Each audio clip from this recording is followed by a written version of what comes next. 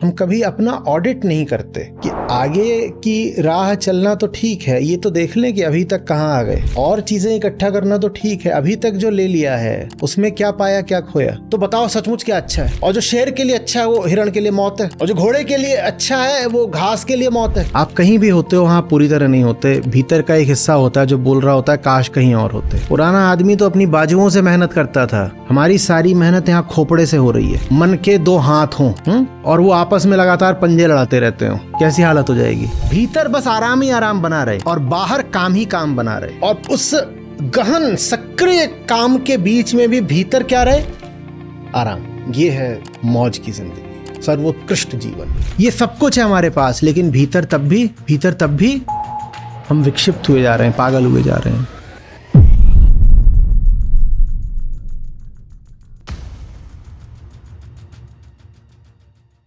आप कहीं भी होते हो वहां पूरी तरह नहीं होते, भीतर का एक हिस्सा होता है जो बोल रहा होता है काश कहीं और होते।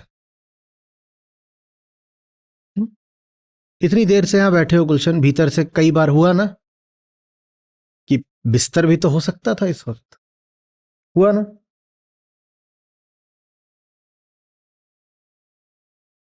कहीं भी हम पूरे नहीं हो पाते, और यही हमारी हस्ती का बहुत बड़ा दुख है। और ऐसा नहीं कि बिस्तर पर डाल दे तो वहां ये पूरा हो पाएगा। अगर इनको बिस्तर पर डाल दिया जाए तो वहां पर क्या होगा, काश मैं यहां होता या काश मैं कहीं और हो। और ऐसा भी नहीं कि बिस्तर पर बैठकर मात्र किसी एक विशिष्ट जगह की कामना रहती, बिस्तर पर बैठ करके भी कामना हमेशा फटी बटी रहती। जैसे कई सिरों वाला कालिया हो, उसे पता ही नहीं उसे चाहिए क्या, तो उसे फिर सब कुछ चाहिए, चाहिए सब कुछ, और पूरा पड़ता नहीं कुछ भी। ये कैसी हालत है, चाहिए सब कुछ पूरा पड़ता नहीं कुछ भी, ये क्या हालत है। यह है आंतरिक श्रम। और आधुनिक मनुष्य की विडंबना यह है कि ये जो आंतरिक श्रम है ये पुराने आदमी के शारीरिक श्रम से कहीं ज्यादा दुखदाई है। पुराना आदमी तो अपनी बाजुओं से मेहनत करता था, हमारी सारी मेहनत यहां खोपड़े से हो रही है। हम बिना बाजू हिलाए भी बुरी तरह थके हुए रहते हैं। हमारा ही जैसे एक हिस्सा दूसरे हिस्से से संघर्षरत रहता है। ऐसे मानो जैसे कि यहां भीतर मन के दो हाथ हों और वो आपस में लगातार पंजे लड़ाते रहते हो, कैसी हालत हो जाएगी। और अब दो हाथों को कर दो 20 हाथ, यहां पे अपने ही क्या है 20 हाथ, और वो क्या कर रहे हैं, एक दूसरे से लगातार पंजे लड़ा रहे हैं। थक कौन रहा है, थक आप रहे हैं। किस किसने अनुभव करा है ये पंजे लड़ाने की स्थिति को। और अब सवाल पूछ रहा हूं, जहां एकदम पता भी होता है कि जो कर रहे हो ठीक है, तब भी क्या ये पाया है कि कई और आवाजें होती हैं, कभी छोटी कभी बड़ी, जो कह रही होती हैं नहीं करना, कोई कारण नहीं पता चलता। एकदम साफ साफ तो पता है कि जो कर रहे हैं वही ठीक है, वही करना है, उसके बाद भी भीतर से कोई चिरकुट की तरफ कुछ और कर लो, क्यों कर लो, क्यों कर लो कुछ और, पर वो कोई है जो बोल जाता है, होता है। सबसे ऊंचा सबसे पवित्र काम कर रहे हो, उस वक्त भी भीतर से कोई आकर के अपनी मलिन आवाज में न जाने क्या फुसफुसा जाता है।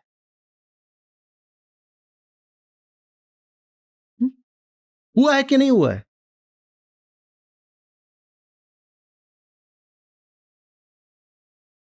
ये आधुनिक आदमी की त्रासदी है।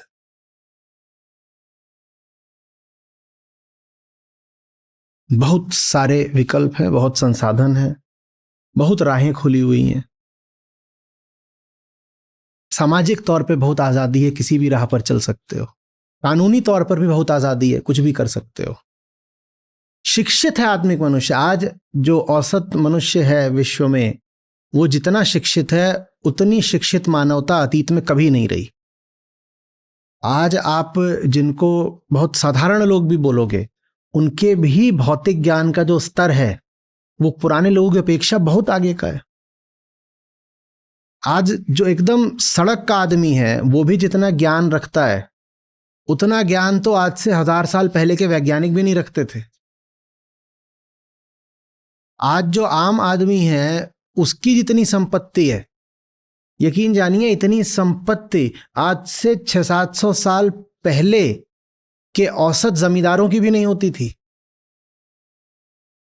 ये जिनको हम पुराना राजा महाराजा वगैरह बोलते हैं वो आज के उद्योगपतियों के सामने कहीं नहीं ठहरेंगे। पुराना माने राजा क्या होता था, किसी के पास 1 जिला या 4 शहर या 40 गांव हैं तो वो राजा कहला जाता था। वो आज के यूनिकॉर्न्स का मुकाबला थोड़ी कर सकते हैं। ये सब कुछ है हमारे पास, लेकिन भीतर तब भी युद्ध से कम लोग मरते हैं, बीमारी से कम लोग मरते हैं, आत्महत्या से बहुत ज्यादा लोग मर रहे हैं। शरीर की बीमारियों पर आदमी एक एक करके विजय हासिल करता जा रहा है, मन की बीमारियां बढ़ती ही जा रही हैं।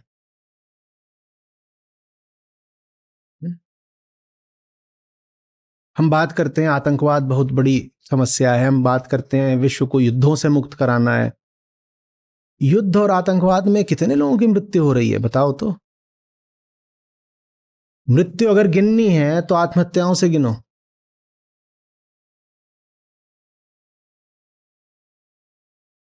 हम विक्षिप्त हुए जा रहे हैं, पागल हुए जा रहे हैं। पागल इसलिए हुए जा रहे हैं क्योंकि ये जो हमने अभी 8 चरणों की प्रक्रिया कही, इसका पहला चरण ही कभी शुरू नहीं होता। पहला चरण क्या है? आत्मनिरीक्षण। उसको हम आमतौर पे क्या बोला करते हैं अपने यहां? आत्मावलोकन। उसको निरीक्षण बोल सकते हो, पर्यवेक्षण बोल सकते हो, जैसे बोलना हो बोलो।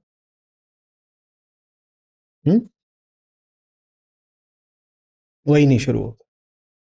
हम कभी पूछ नहीं पाते अपने आप से कि और इकट्ठा करना तो बहुत अच्छी बात है, पर थोड़ा ये भी जायजा लिया जाए, ऑडिट किया जाए। अच्छा शब्द है ना, सेल्फ ऑडिट। हम कभी अपना ऑडिट नहीं करते कि आगे की राह चलना तो ठीक है, ये तो देख लें कि अभी तक कहां आ गए। और चीजें इकट्ठा करना तो ठीक है, अभी तक जो ले लिया है उसमें क्या पाया क्या खोया। तो भ्रम बचे रह जाते हैं। जिस चीज की आपको कोई जरूरत नहीं वो भी आपको लगता रह जाता है कि आपके लिए आवश्यक है। जैसे कि नई गाड़ी की सीट पर पन्नी चढ़ी हुई थी, और बाबूजी के यहां पहली बार गाड़ी आई थी। उनको लगा ये पन्नी भी बहुत आवश्यक चीज होती है, उन्होंने पन्नी नहीं उतारी। जो आवश्यक नहीं उसको भी आवश्यक मान के 3 साल पुरानी गाड़ी हो गई है, उसमें अभी पन्नी चढ़ी ही हुई है।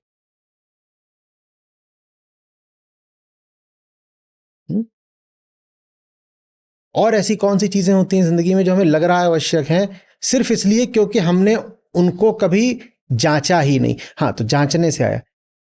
निरीक्षण तभी सफल होता है जब उसके साथ परीक्षण भी चले।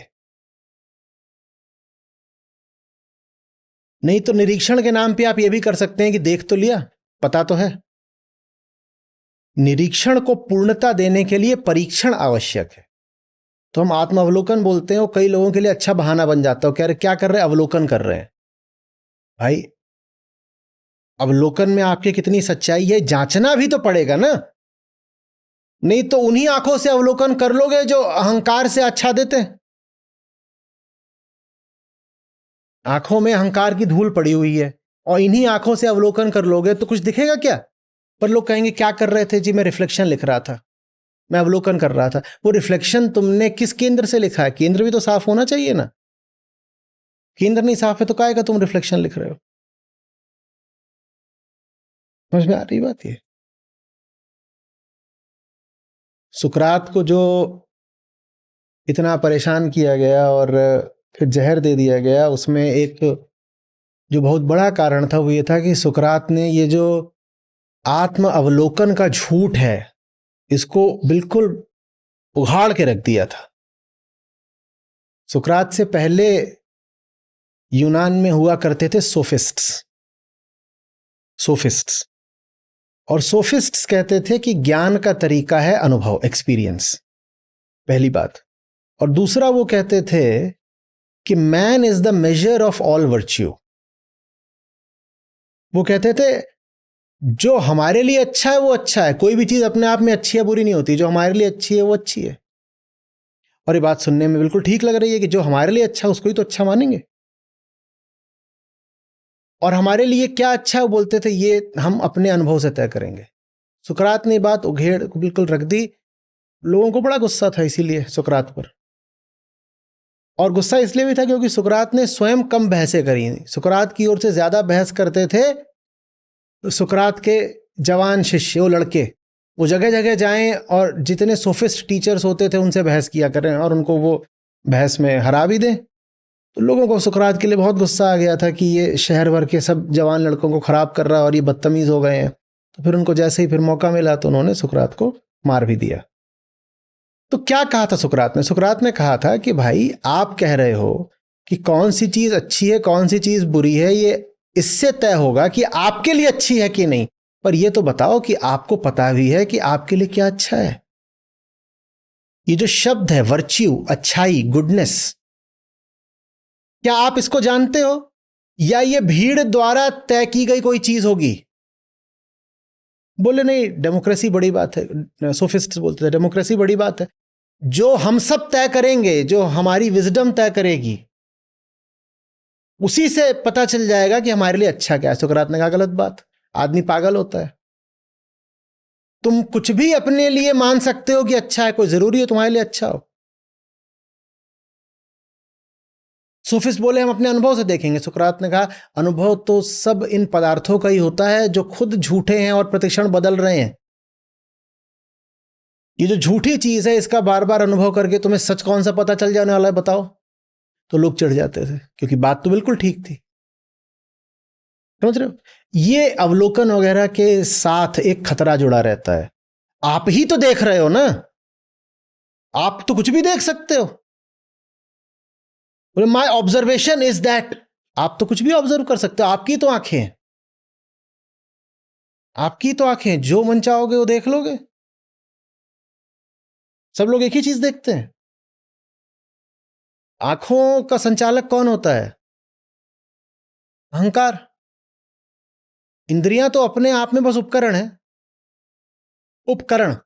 उन उपकरणों का कर्ता कौन है? अहंकार। तो वो तो जो चाहेगा दिखा देगा, जो चाहेगा दिखा देगा। यही बात सुकरात ने बोल दी थी और बेचारे फंस गए थे, मारे गए थे।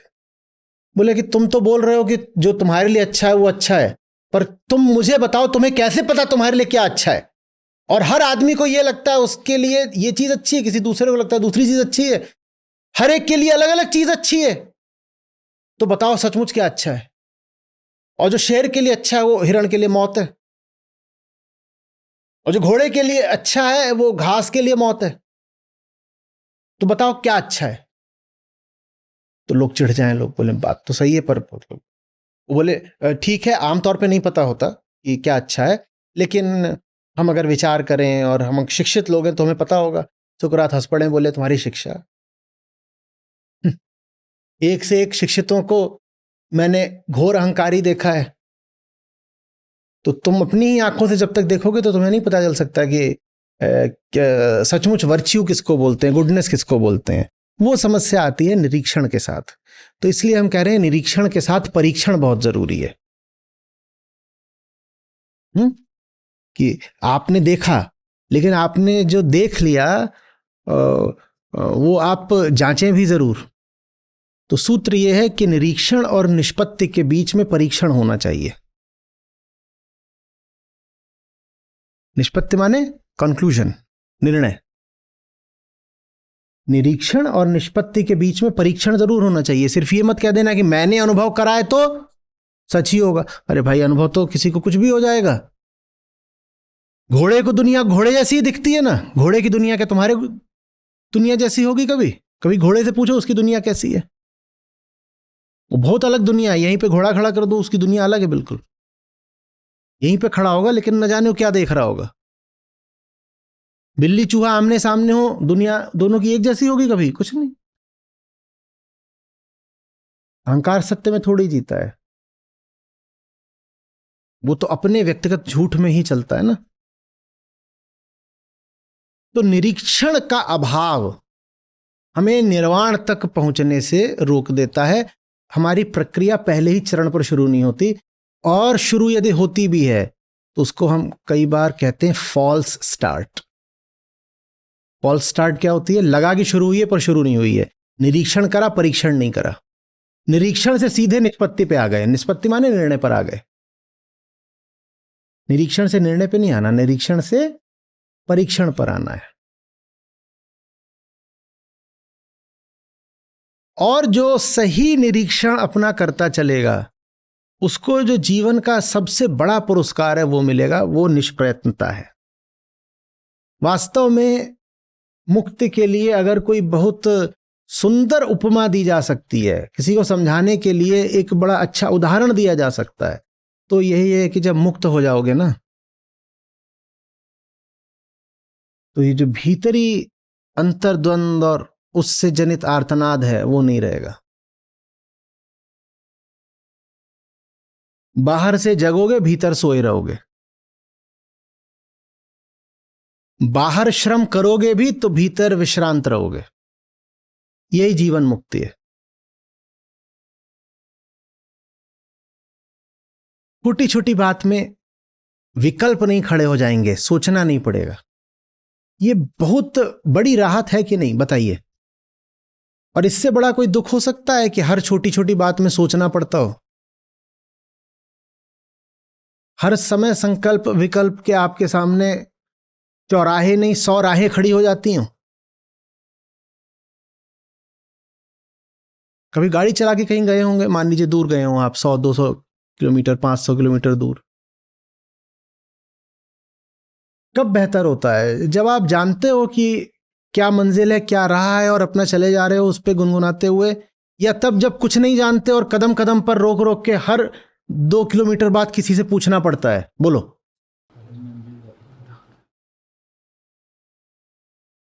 ये होती निर्विकल्पता। मंजिल भी पता है, राह भी पता है, व्यर्थ विचार नहीं करना पड़ रहा। कोई आकर के कान में हमें बहकाता भी है कि चलो ना जरा सा फलाना मोड़ ले लो, मंजिल की ओर क्यों जा रहे हो, तो हम क्या बोलते हैं?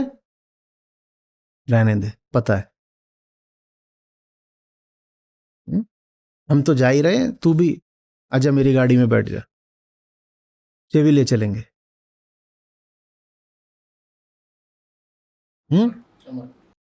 अमरपुर। और दूसरी ओर उस आदमी का सोचो जो जा रहा है और उसको हर 100 मीटर पे पूछना पड़ रहा है यहां जाए ना। और यही नहीं कि वो रास्ता भर पूछ रहा है, वो मंजिल पूछ रहा है।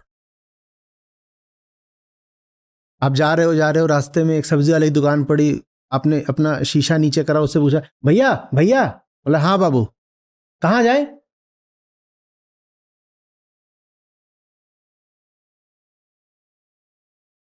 नहीं, कोई तकलीफ की बात नहीं है, वो भी हमारे ही जैसा होगा, वो बता भी देगा कहाँ जाओ। बोलेगा ऐसा करो, हम भी तुम्हारी तरह एक दिन निकले थे।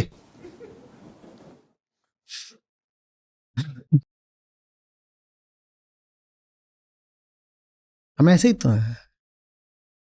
न मंजिल पता, रहा तो फिर पता हो ही नहीं सकती। जो मिलता है उसी से हम पूछने लग जाते हैं कि मंजिल बता दो। राह पूछना फिर भी एक बार को स्वीकार करा जा सकता है।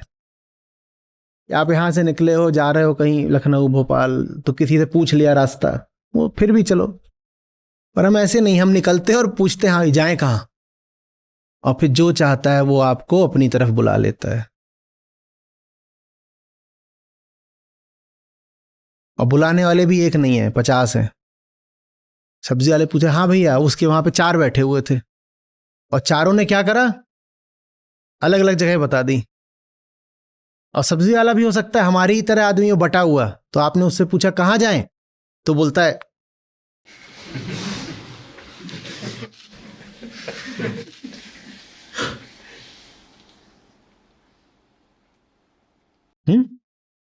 और 4 वैसे बैठे हुए थे। उसकी भी दुकान अब चलने लग गई है और चारों अपने अपने हिसाब से, एक ने तो ऐसे बता दिया।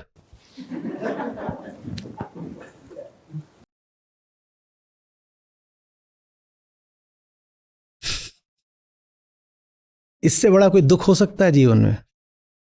और एक दूसरे की सोचो, उसकी अपना है ना, गाड़ी उसकी सर पर दौड़ी जा रही है,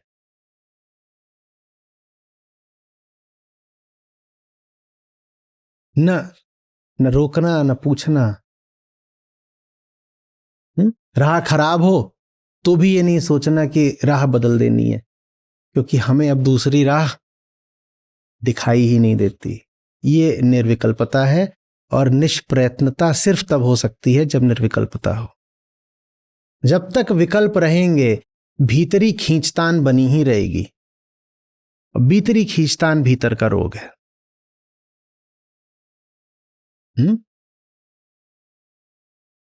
वो अनुभव करिए भीतर की बेचैनी, जब कपड़ों की दुकान से कुछ लेकर के चलते हो और बड़ा भारी संशय बना रहता है कि जो चीजें छोड़ के आ रहे हो कहीं वो तो नहीं ले लेनी चाहिए थी। किस किस को अनुभव हुआ है? अरे रे रे रे, नहीं मुझे भी हुआ है। तो अब कैसे पता, उसने सामने 10 शर्ट रख दी थी, आपको चाहिए 2, 8 तो ठुकरानी पड़ेंगी, लेकिन जो ठुकराई हैं वो क्यों ठुकराई हैं ठीक ठीक पता नहीं। और कई बार होता है घर पहुंचते हो फिर उसको खोलते हो और तुरंत विचार ही आता है ये वाली नहीं, वो वाली ले लेनी चाहिए थी।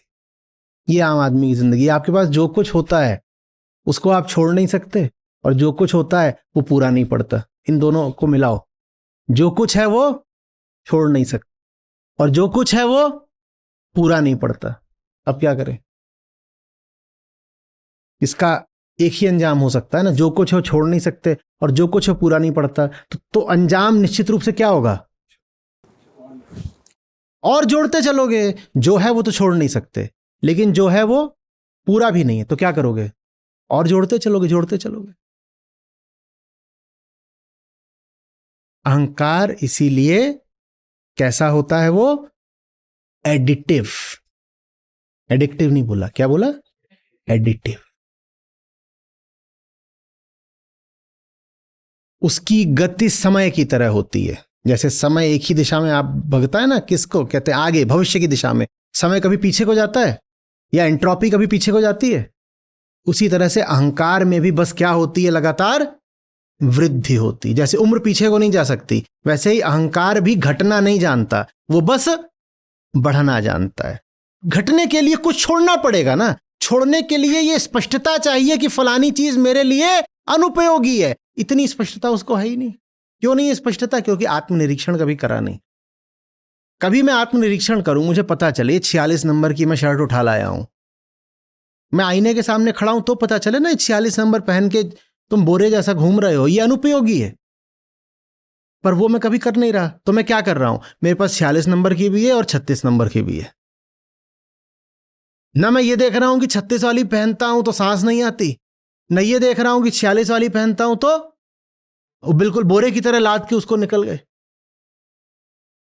तो कैसे पता चलेगा कि कोई चीज है जो आपके काम की नहीं है? और हर चीज के साथ पहचान जुड़ी हुई है। मान लो 46 वाली जो शर्ट है, मान लीजिए इनके पास है, और 46 वाली ही शर्ट पहनने के कारण किसी ने नाम दिया था गुलाबो। अब अगर वो जो शर्ट है 46 वाली उसको ही त्याग दे तो गुलाबो मर गई। गुलाबो को मरने कैसे दे? क्योंकि गुलाबो कौन है? गुलाबो मैं हूं। अब ये गुलाबी शर्ट छोड़ी तो गुलाबो को मरना पड़ेगा ना। गुलाबो को हम मरने नहीं दे सकते। हम्म गुलाबों को मरना नहीं चाहिए, बस हो गया। कुछ भी नहीं छोड़ा जाता है, क्योंकि हर वो चीज जो भले ही अनुपयोगी हो, हमारे लिए हमारी पहचान का एक केंद्र है। कैसे छोड़ दे?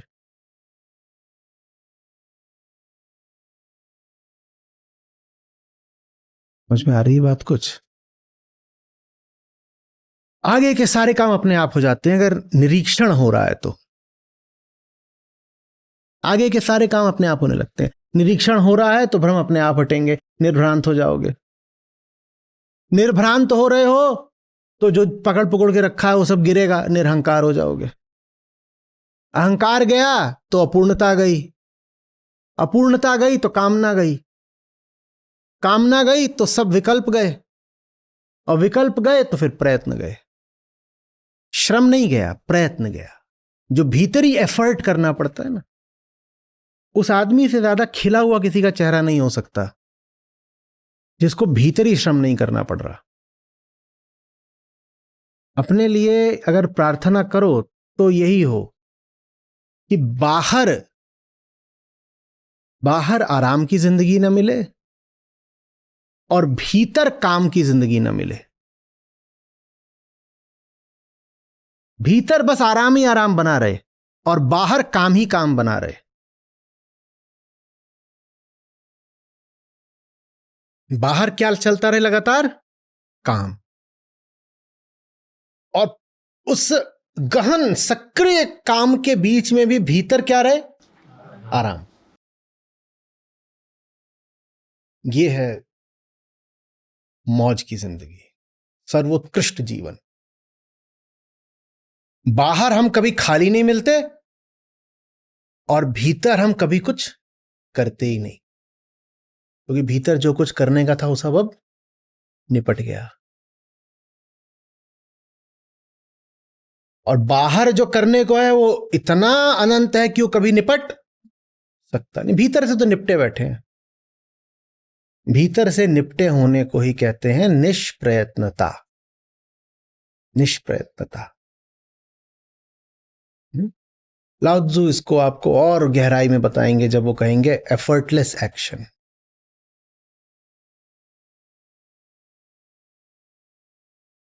यही वैसे कृष्ण का निष्काम कर्म भी है।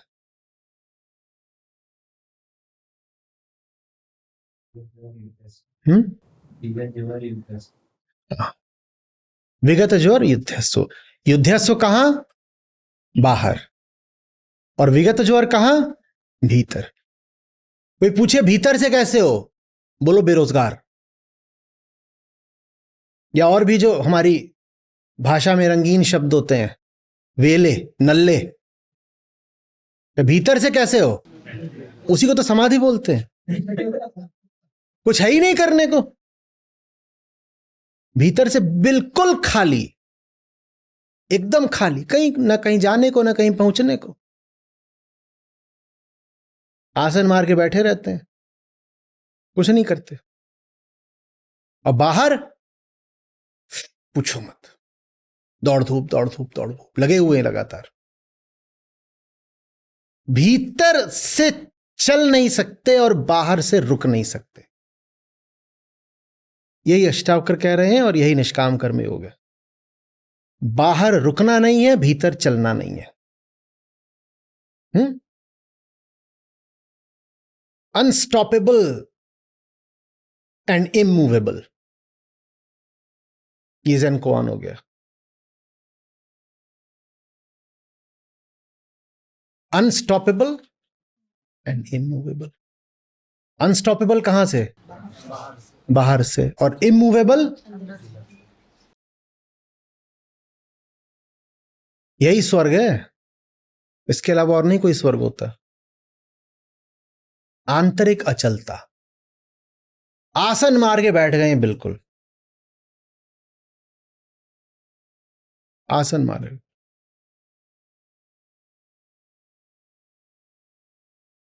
हिल ही नहीं सकते, न कहीं जाने को न कुछ पाने को। कृष्ण इसको एक जगह ऐसे कहते हैं जैसे निर्वात स्थान पर दीप रखा हो और चित्रदीप की तरह दिख रहा हो। चित्रदीप माने जैसे चित्र का दीपक, और निर्वात माने जहां हवा नहीं चल रही। कह रहे दिया है, रोशनी तो दे रहा है, हिल नहीं रहा, हवा नहीं चल रही ना। तो वो ऐसा स्थिर है अपनी लौ में जैसे चित्रदीप हो। इमूवेबल, लेकिन जहां तक प्रकाश विकीर्ण करने की बात आती है, जगत को रोशन करने की बात आती है, अनस्टॉपेबल, रोक नहीं सकते। आ रही बात है।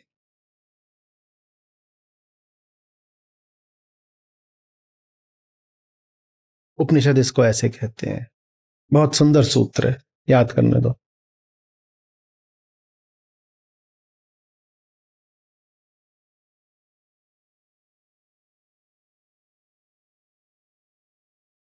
तद दूरे तद अवंतिके।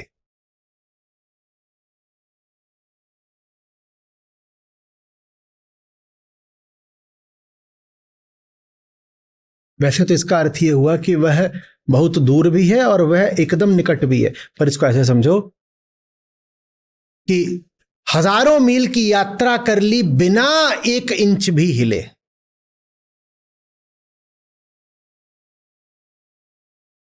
यह हुआ सच्चा जीवन। यात्रा कितनी करी? हजारों मील की। हिले कितना? इतना भी नहीं। ये क्या बात है? हजारों मील की यात्रा कहां करी? कहां करी? बाहर। और हिले कहां नहीं जरा भी? भीतर। और बात इसमें आगे ऐसे बढ़ती है कि सिर्फ वो जो भीतर से अचल हो वही हजारों मील की यात्रा कर सकता है। इसको और भी कर सकते हो कि जिन्हें हजारों मील की यात्रा करनी हो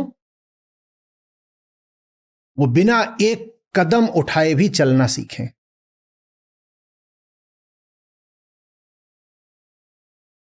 वो बिना लब हिलाए बोलना सीखें। वो बिना कदम उठाए चलना सीखें।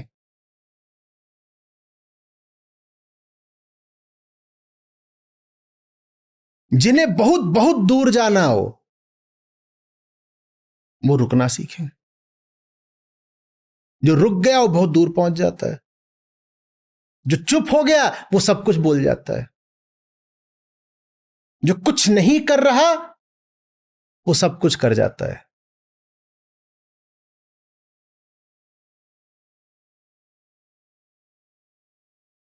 समझ में आ रही बात है?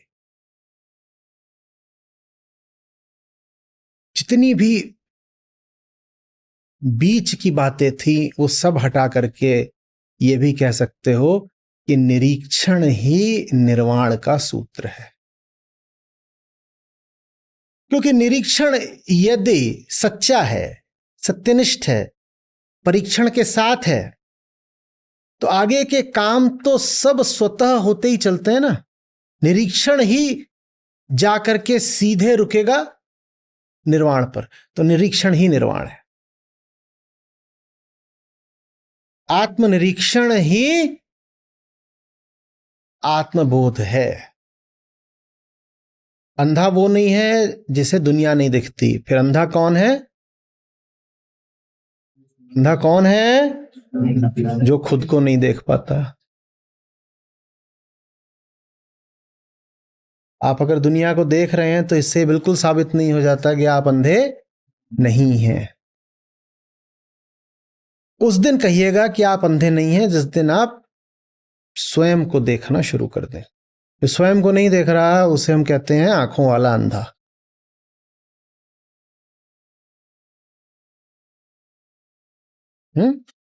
हम सब लोग कौन है? आंखों वाले अंधे। भूलिएगा नहीं, जब आप देखें तो ये भी देखिएगा कि किसने देखा है। सिर्फ ये नहीं कहिए कि मैंने फलानी चीज देख ली। बार बार कह रहा हूं क्योंकि अनुभव को ज्ञान नहीं बोलते। सोफिस्ट्स वाली गलती मत करिएगा। अनुभव को ज्ञान नहीं बोलते। आप 80 साल के हो गए, अनुभव तो हो ही गया 80 साल का, उससे ज्ञान थोड़ी आ गया। ज्ञान आता है परीक्षण से। प्रयोग, प्रश्न, परीक्षण। समझ रहे हो? कुछ देखा गया, इसमें यह भी तो देखना पड़ेगा ना किसने देखा। नहीं,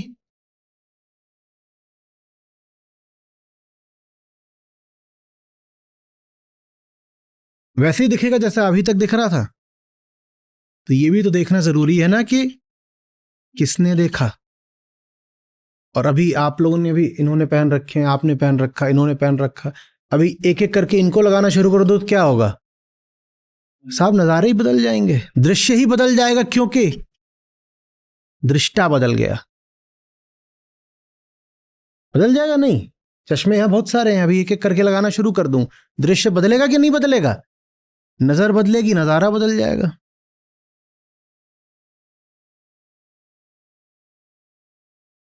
ये है, इसमें मैंने डाल दिया थर्मोमीटर, ठीक है। थर्मोमीटर बोला 26, मैं मान लूं 26 है, क्योंकि मैं अगला लेके आया, उसको मैंने इसमें डाला, वो बोल रहा है 72। बात क्या है? एक फ़ारेनहीट वाला है, एक सेल्सियस वाला है। ये भी तो देख लो कि जो देख रहा है वो कौन है, या ये बोल दोगे जल्दी से कि 22 है, 32 है कि 36 है? किसने देखा ये तो बताओ, किसने देखा?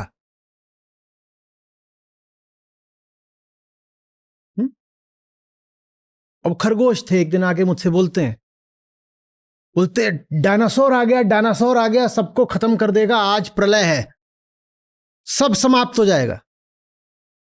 मैं मान लूं डायनासोर आ गया?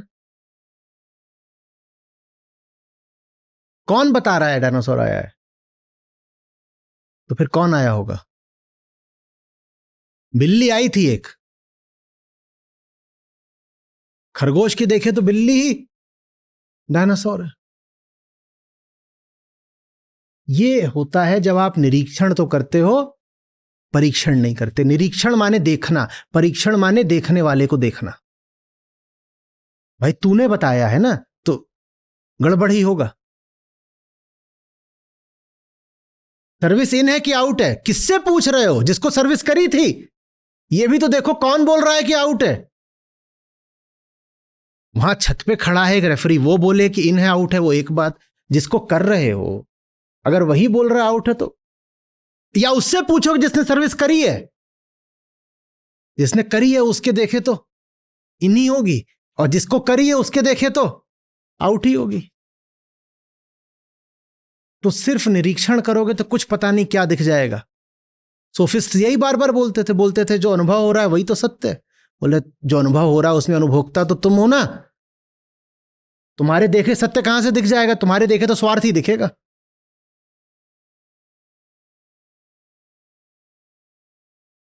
कुछ आ रही समझे बात? जो बार बार अपने आप को जांचता चलेगा वो निर्वाण तक जाएगा ही जाएगा। और निर्वाण में जो जीवन का उच्चतम आनंद मिल सकता है वो यही है, क्या? निष्प्रयत्नता। जैसे बह रहा हो सब कुछ, सब बह रहा है, कोई जोर नहीं लगाना पड़ रहा, कोई ताकत नहीं लगानी पड़ रही, बस बह रहा है। जैसे संगीत बहता है, बह रहा है, बह रहा है, सब हो रहा है, सब हो रहा है, कुछ हम कर नहीं रहे, सब हो रहा है। सुनने में मजा आ रहा ना? जीवन का परम सुख यही है, निष्प्रयत्नता, एफर्टलेसनेस। काम में बहुत मेहनत लग रही है, लग भी रही है और नहीं भी। बाहर बाहर लगती है, भीतर वर्क हुआ ही नहीं। Work needs displacement. यहां भीतर डिस्प्लेस होने वाली चीज अब बची ही नहीं है, कुछ वो बचा ही नहीं जिसको इधर उधर हिला खिसका सको। तो भीतर कुछ नहीं, मौज। कबीरा यह गत अटपटी, चटपट लखी न जाय। कबीरा कबीरा यह गत अटपटी, चटपट लखी न जाय। जब मन की खटपट मिटे, अधर भया ठहराए कबीरा, अधर भया ठहराए। कबीरा यह गत अटपटी, चटपट लखी न जाय। कबीरा यह गत अटपटी, चटपट लखी न जाय। जब मन की खटपट मिटे, अधर भया ठहराए कबीरा, अधर भया ठहराए।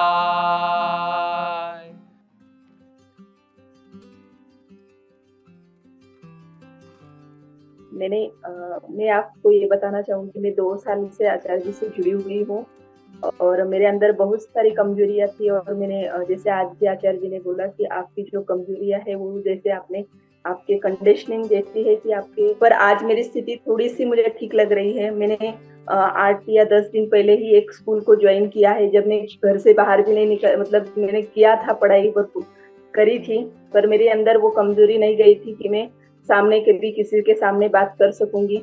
तो आज मैं 7th स्टैंडर्ड के बच्चों को तक पढ़ा रही हूँ। ये सब मुझे आचार्य जी से दी हुई देन हुए। और उसके बाद में आत्म ज्ञान बिना नर भटके, आत्म ज्ञान बिना नर भटके, कोई मथुरा कोई काशी,